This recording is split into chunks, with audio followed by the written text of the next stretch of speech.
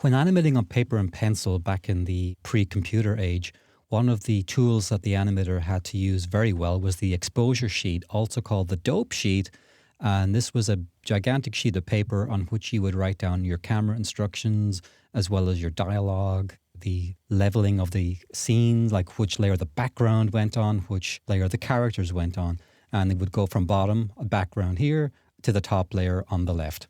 And of course, as you can see, we had a limited number of levels. There was quite narrower range of possibilities with the classic X sheet than we currently have with our modern timelines. Nevertheless, they were a very great tool.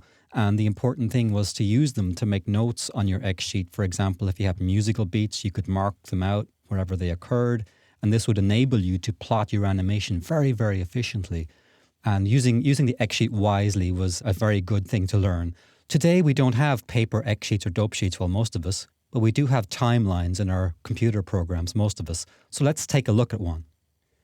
Well, this is the one I'm familiar with. It's the Flash timeline. So how do we best use this timeline? We could easily just use it the way most people use it, which is we put our keyframes down and we animate. Well, the problem with that is you very quickly can end up with a situation where you have a lot of little black dots all the way along here, and you don't have much of an idea what they are. So I've made this imaginary scene where John and Mary are looking at each other, and then maybe they dance or they do various actions. So let's start with where the action might begin, let's say on frame 10. So let's make an empty keyframe, and we will type in our properties panel, John taps foot.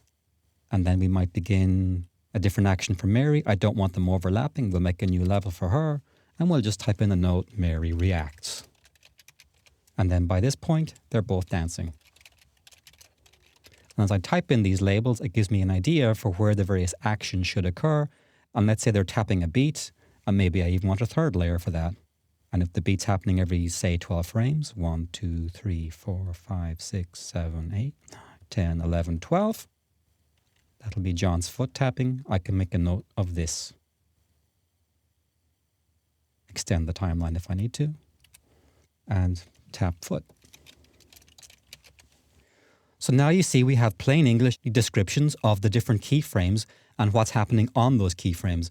And this has a great advantage. If you hand the scene on to somebody else who needs to work on it later on, if you get your scene back for revisions, maybe a month or 2 months from now, or if it's a long-term project that you put on hold for some time and you open it up again, you can see, this is what's happening. That's why it's happening. And if you have little areas that might be trouble spots, you can make a note.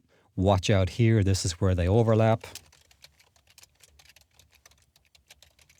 And so forth. So this is a really nice tool to have. It's a very good skill to learn. It isn't just the case that you can do this in Flash. After Effects also allows you to put labels on the timeline, and I suspect most of the programs out there have some kind of labeling feature. Do not be afraid to make these notes on your timeline, and don't just have a timeline that's a bunch of little black dots if you can help it, because that can lead to confusion later on. I think you'll find this is a really good habit to develop.